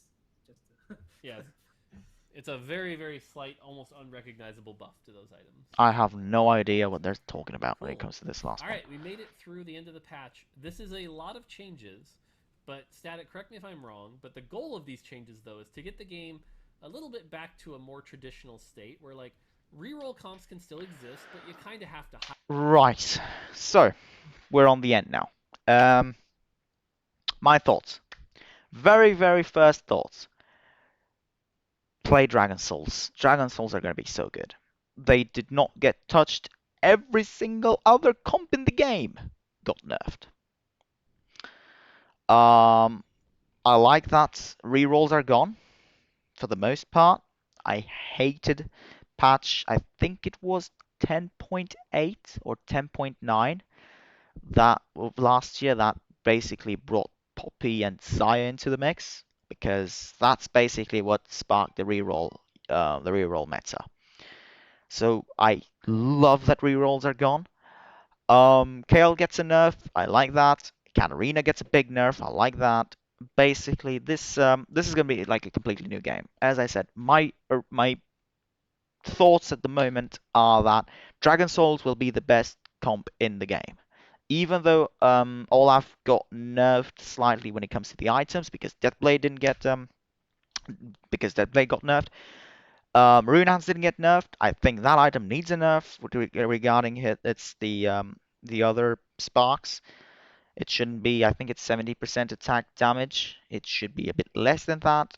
I'm sorry if I'm getting the percentages wrong, but I think it's something around there. It should be less than what it is. That's the point. Um, Kale got nerfed. She deserved the nerfs, but it's going to be like a completely new game. As always, you don't know what is going to be good until you play like 5 days or 4 days of the new patch. But from first things first, it's a good patch. It's actually a very good patch. We might be seeing a resurgence of three cost carries other than Katarina. So Kindred, I think Kindred is good now because they didn't get touched, the Kindred, so the unit might be better. And yeah, this this the whole of this patch is good in a lot of ways. Um, I'm very excited to see how the games will play out, basically. But this is about to be it. I hope you enjoyed the patch rundown that Mort gave, and I hope you enjoyed my comments on top of it. If you did, please like, share, and subscribe. And hope you, as I said, hope you like this. And I'll see you in the next one. Take care, lads. Stay safe, and have a lovely day. See ya.